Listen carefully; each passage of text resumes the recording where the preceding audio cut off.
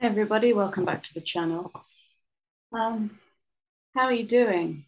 How are you handling these energies? Um, and I want to say a really deep and genuine thank you because what you guys are sharing on the channel,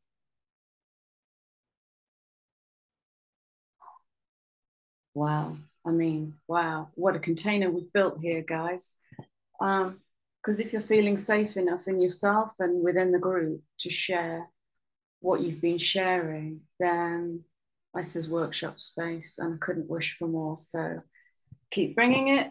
Um, it's beautiful, absolutely beautiful. And talking of beautiful, there's an energy I wanted to speak into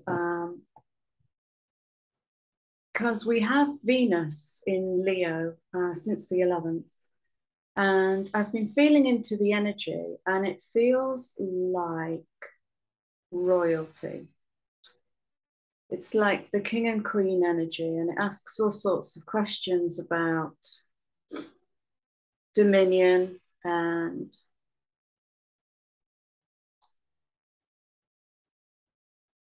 what we now perceive as beauty, or what we want to now perceive as beauty. All right, so I'm just going to read you a few of my notes and then we'll do a reading. And three cards have come out, which really made me smile. So Venus in Leo until I think about mid-September. But it's opposing Saturn retrograde in Aquarius. So the Leo Aquarius is the axis. Aquarius is the opposite sign to Leo. And so to speak fully into the conversation, we look at the shadow and we look at the light, we look at the action and we look at where that's beaming out into and what that's going to affect, almost like well, I kind of read it like a nodal axis.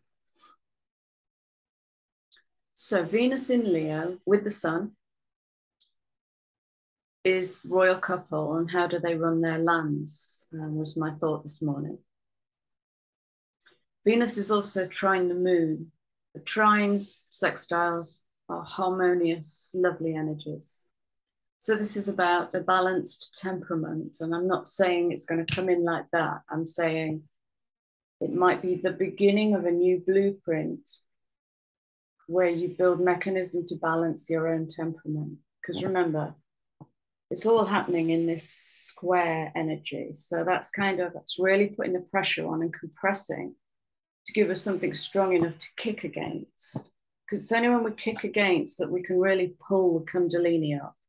When we kick against it's active force. Okay.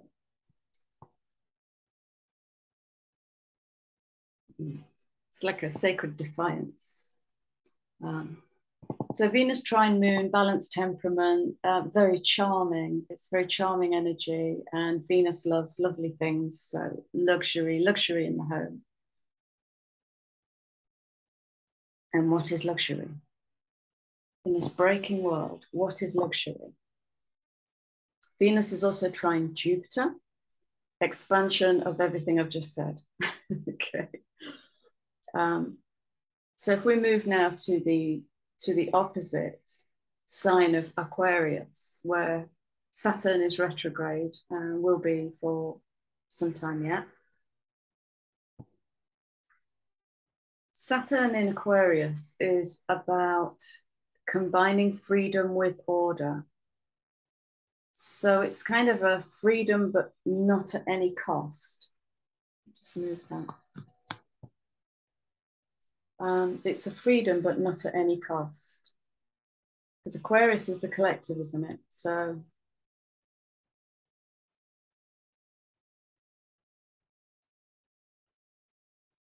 there's a question about compassion. There's a question about what is inclusive and what is exclusive.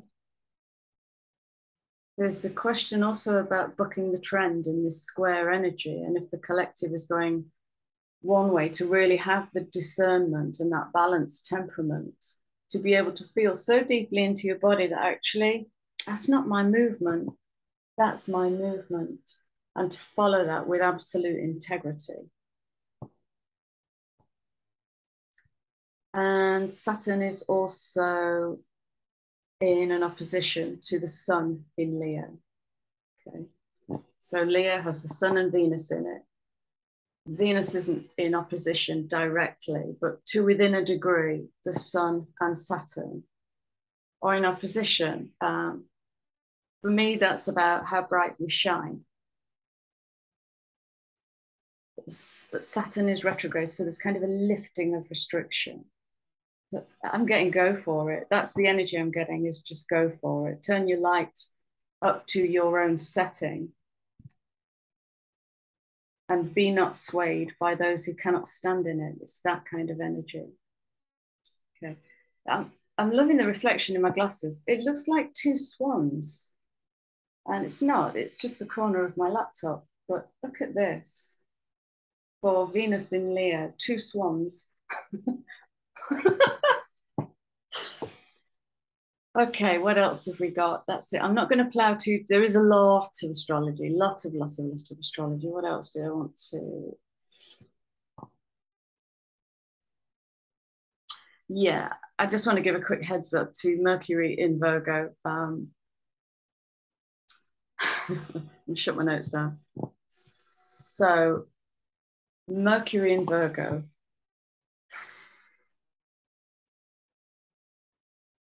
If you're feeling any kind of overthinkingness, that's Mercury in Virgo. So it depends where Virgo is in your chart. Virgo is that sixth house of the mundane, the sixth house of routine, getting the job done one step at a time. Stay with it, be persistent. It's that kind of energy that might in itself feel like a square, say, to a fire sign. Okay.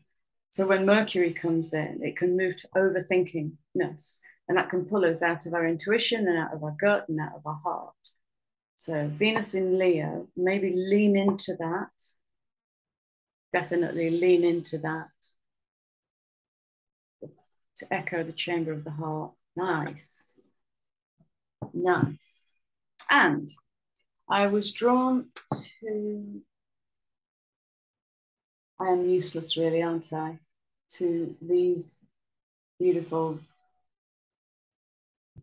I'm sorry, I'm just going to be useless and that's okay. I was drawn to these cards, which are beautiful. The two cards that flipped out, honestly, I can't make this up. Leo, Venus.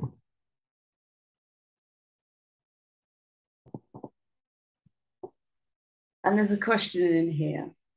There's a question in here about what we project.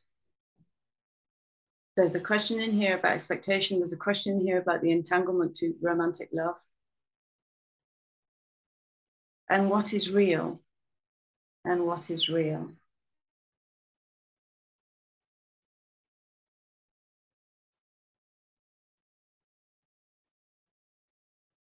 So if we're looking at Venus in Leo, the royal couple, then we've got to be looking at how they relate to one another and how they relate to one another in the face of that opposition with Saturn in Aqua.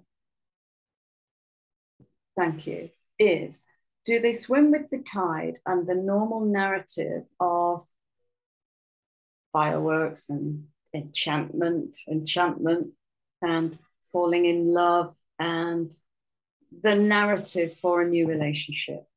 Okay, because this could literally be a relationship coming in. That's my energy is feeling into that. And it will speak to the inner alignment of the masculine and feminine. And again, it's asking that big question of, well, what is a loving relation? Oh, we had this, didn't we? What is a strong, loving relationship? What is a courageous and honest relationship? Because if we've just spent 2.5 years clearing out the subconscious, all the dirt in the psyche, all of those old, stupid, gangrenous narratives,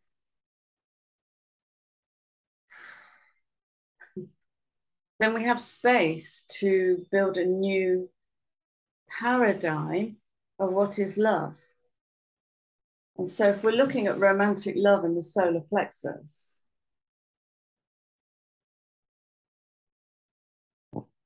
we're looking at the pure light of the sun. here at the tail end of the Sirius alignment. So spiritual sun and physical sun. That was, God, my God. I'm still not fully back. That's why I've been quiet. The energy is big. So the solar plexus, yeah, it's coming in on the active intelligence of that 3. So we're building a new blueprint, and the underlying energy. Look at these 2 together.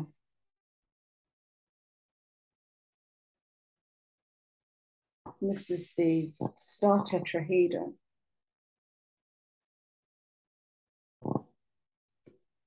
Or the Merkaba, how we travel through life, how we produce, how we pull that spark of one straight out of the void.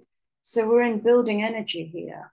And if you were to build a blueprint of love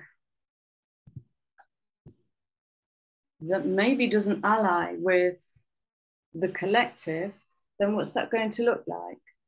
That's going to affect your whole dominion. It's going to affect your lands, i.e. your world. That's going to affect everything in your world. So if we're sitting as royalty and we're building a new paradigm of love, oh, wow. That's a canvas. Yes, absolutely. That's the energy that just came in. That felt really dynamic. 23, 5. Look at all these triangles coming in. This is just beautiful. Masculine and the feminine. It's fused.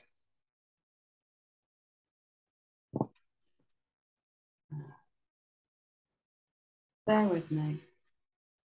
Just talk to me about the fused masculine and feminine.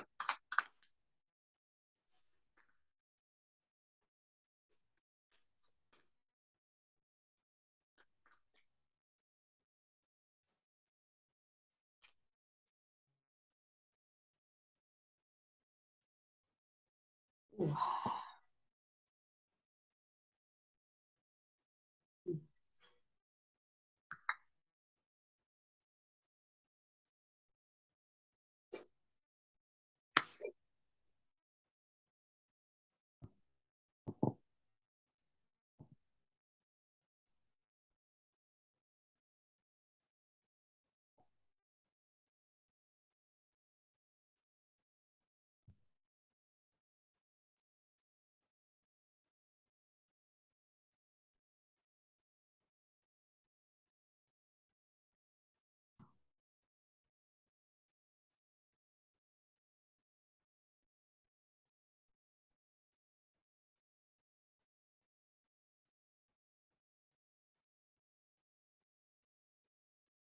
It's the weirdest feeling. I'm just tuning in to, there's a ball of heat in my skull about here, and I'm just tuning in to see what that is.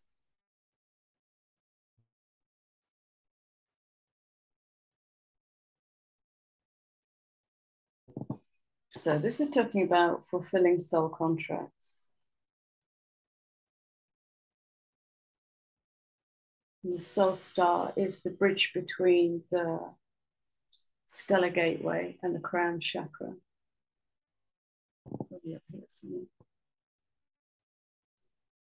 Okay.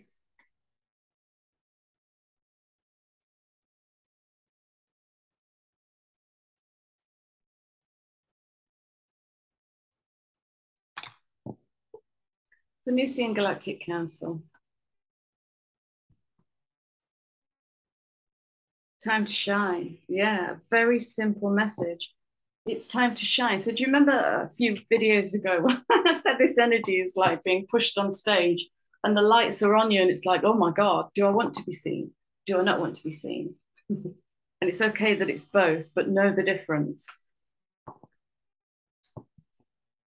Time to shine. Answer the call. It's time to shine. This is a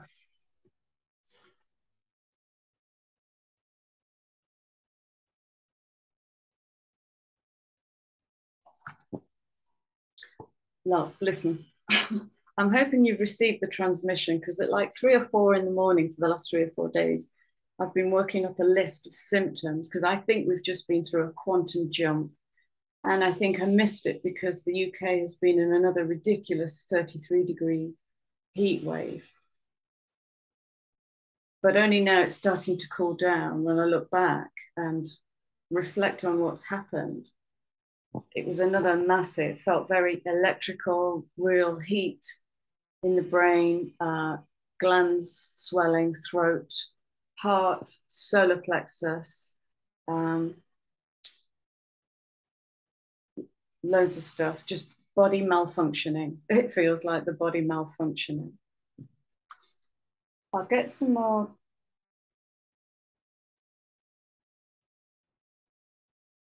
Right, give me a minute, it's coming in now. Yeah, okay. Speak unencumbered. What this is saying to me is it's like the fusing that's happening.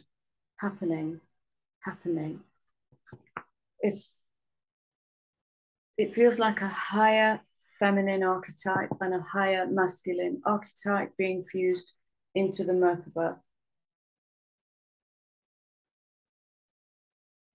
into the vehicle. It's the next card straight off the pile. It's coming in on that 40. So this is the building energy. This is about allowing the possibility of a new reality to emerge without judging it. One that embraces the concept that while the corporeal body is mortal, the soul is timeless, limitless, and infinite.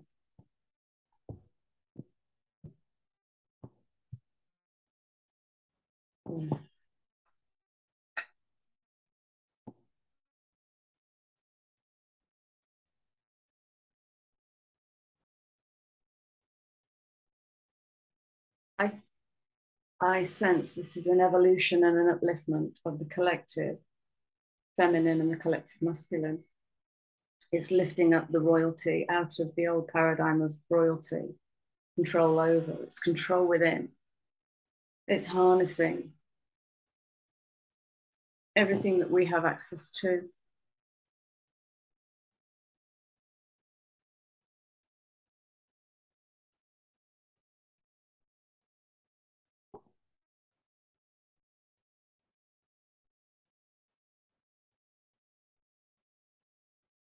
And that 39-12-3 is about where we place authority.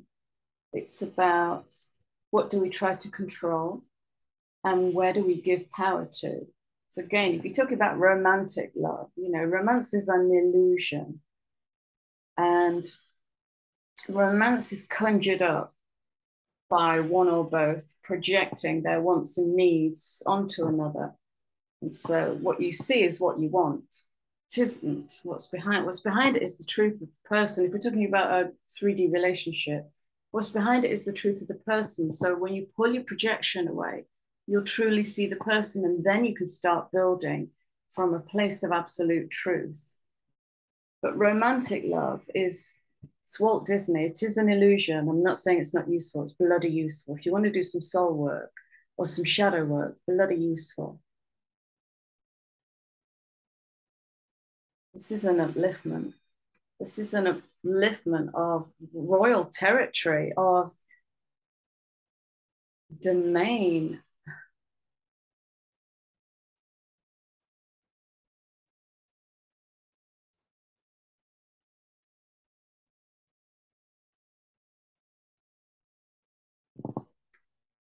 There's so much in the throat.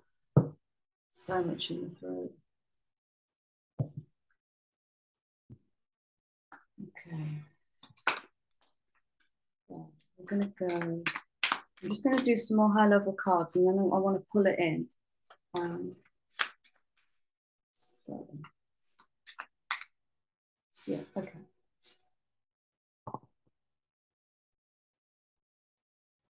So if I ask for a message to the star being in all of us,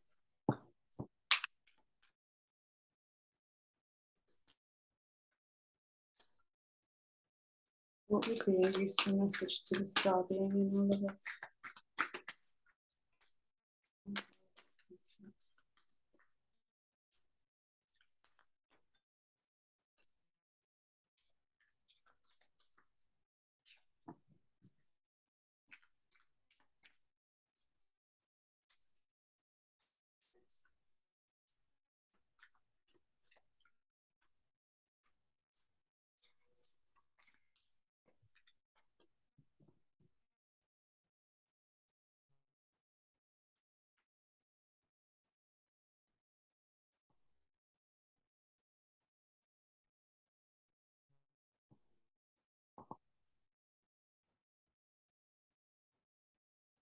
Okay, slow down. I'm being told to slow down. I'm guided to start pulling this in now.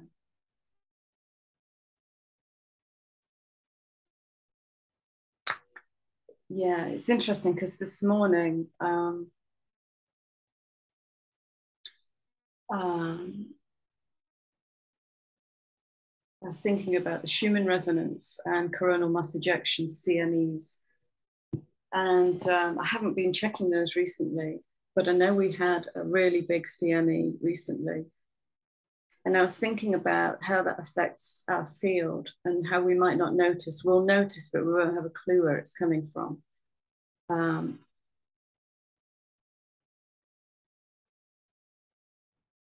and how that all affects the earth that we walk upon. That's what I was looking at that holistically this morning.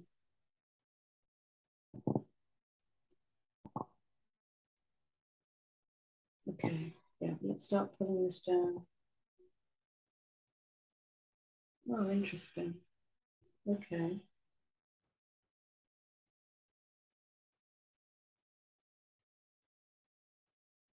This is going off in another direction now. I'm going to bring this in because it's giving me the opposite pole of that. Slow down, look a little deeper.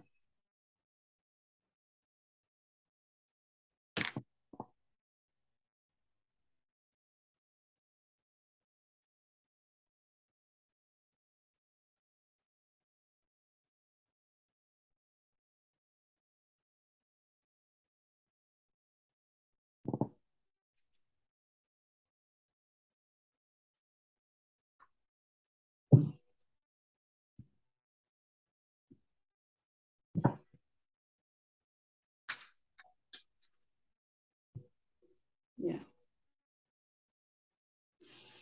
And I want to bring this one in. So this is it's time to step up. Okay, so we've got the fusing of the masculine and feminine in an uplifted state. And we've got this Leonian energy of you're on stage now. The royal couple are on stage.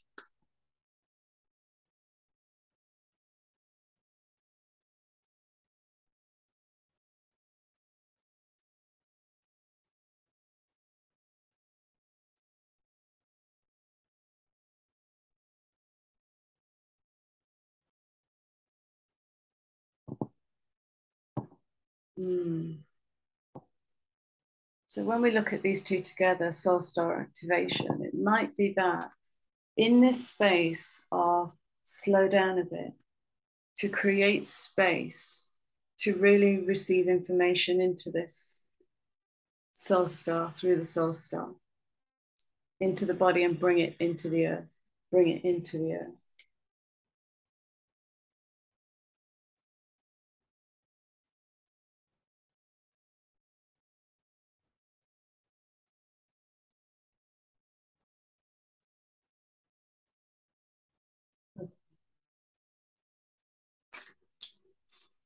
I feel like I could go off in many directions with this reading, but I don't have time. But the big message is about what it is to be truly joined. That's the big message, because that all needs revamping. That generally is not, includes no autonomy. Generally, I'm generalizing. Includes no individuation, includes a lot of codependency and projection, expectation and entitlement, false sense of security. It's been so corrupted.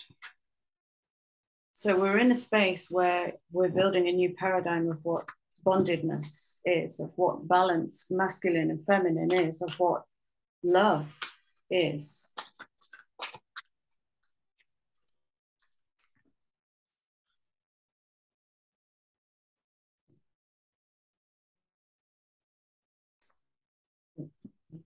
Just bring this in.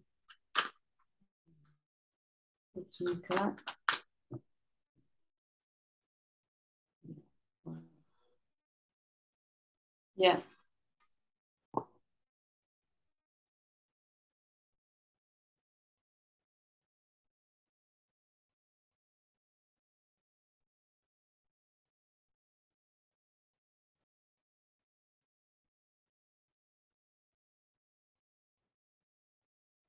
I'm having a really strong feeling right across the front of my skull, and I cannot describe it when I looked at this card.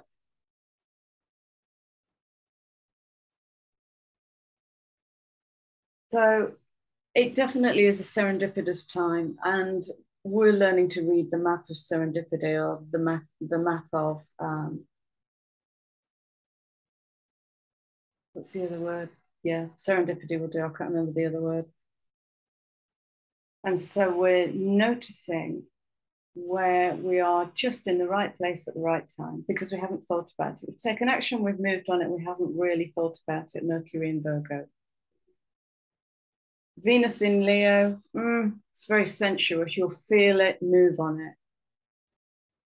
Follow that, because that could birth a new truth in you that may not align with the collective. Saturn in Aquarius. Trust. You'll get to where you need to be right on time, no matter what this square might be moving out of alignment or into alignment.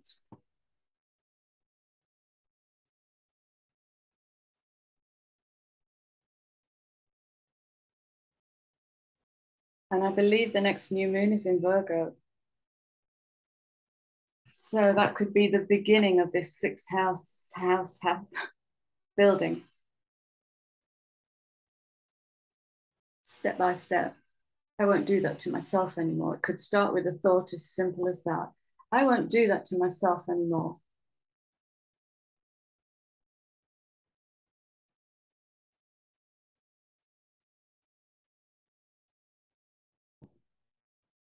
I don't need to talk into that, do I? Imagine. I've said it before and I'll say it again. Compared to our higher self, our dreams are puny. They're puny. And I'm talking about dreams around love. This is all around love, dominion, how you rule your palace, how you treat your staff. It's kind of the upliftment of all of that energy. Yeah, absolutely. Absolutely. What is your core emotional need? Let's boil it all down to what is your core emotional need? And use the moon and go big. Go big. Venus and Leo in the house. How do you want to be loved? How do you want to be loved? What kind of love, when it approaches you, melts your heart and plucks on the heartstrings so that you can grow in that relationship? All this water.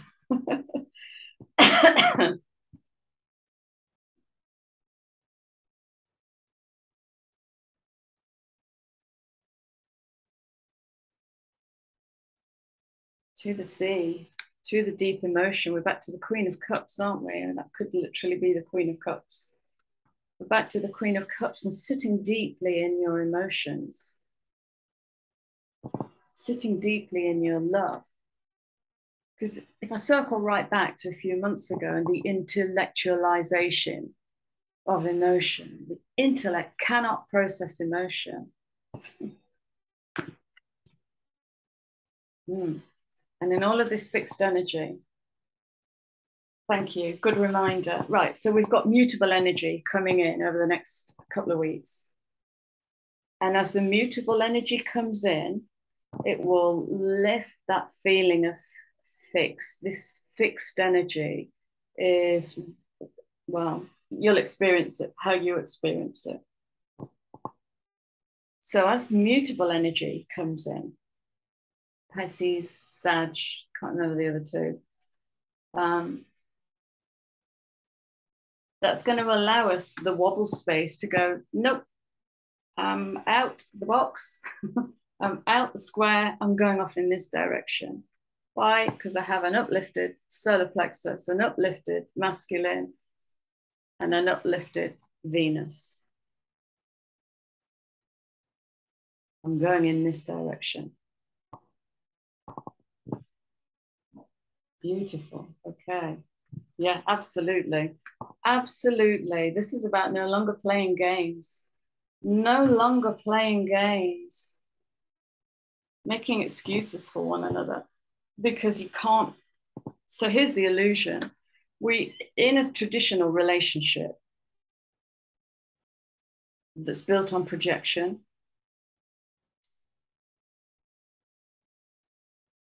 the threat of tearing down the projection of the self so that you can get behind. So I call it the projecting hand. So we project in front of us and all we see is the projection. And so the sentence I use in that work is, that thing in you I cannot look at is that thing in me I will not be with. Or that thing in you I hate is that thing in me I cannot look at.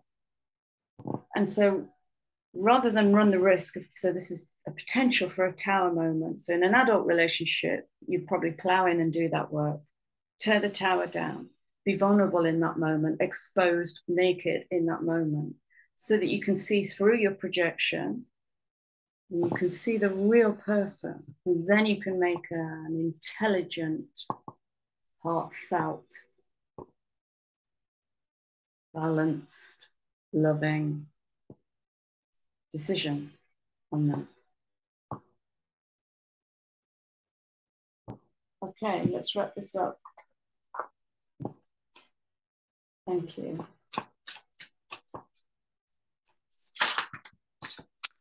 Yeah, completely.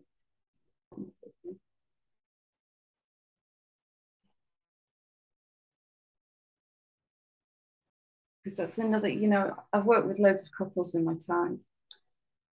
And it's such a blessing to work with couples. It's a different energy, different set of dynamics.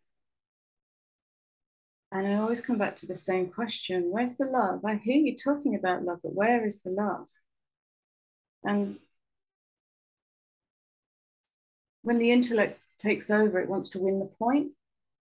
And that's when we get pushed into left brain, unevolved solar plexus, push, win, not lose face, fear of humility.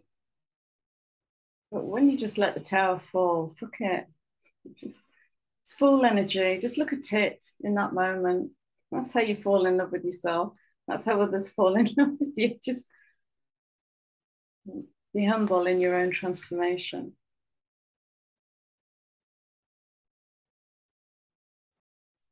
Beautiful. Final message then. Okay. Yeah. Let's do these instead.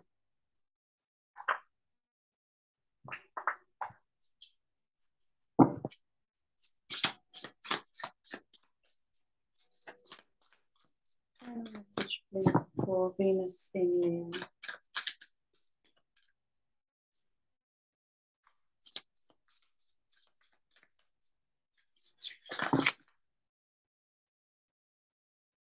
Interesting.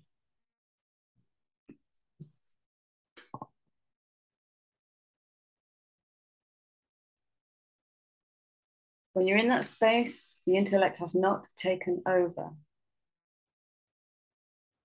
Okay.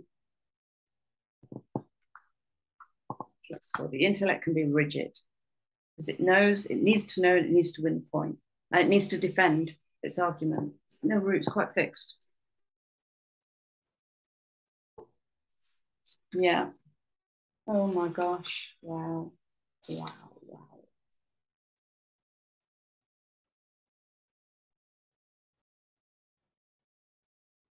So we've still got Chiron retro in Aries. And there is a really lovely aspect to that. I haven't read into it, but there is a lovely aspect to that. So it could be quite a soft, gentle, healing week. Relax into it. Relax into it.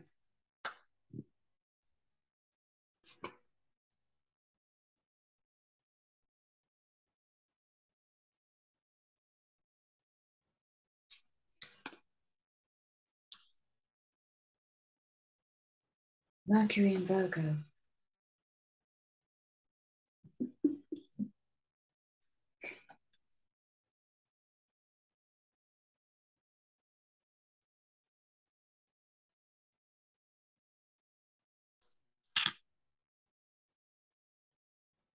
Good luck with this, but I get keep the air in the water. With this. Keep the air in the water. I remember years ago, I heard a lovely sentence, think with the heart, feel with the mind. There you go, I'll leave you with that. Good luck. Beautiful. Right, that's it. That's it. I'm gone. I hope you have a lovely week. I don't know if I'll be back this week. So getting a bit busy here. But we'll see what else comes in. Yeah, how do you want to be loved? How do you want to be loved? Right, I'm gone. Take care. Love you guys. See you soon. Bye.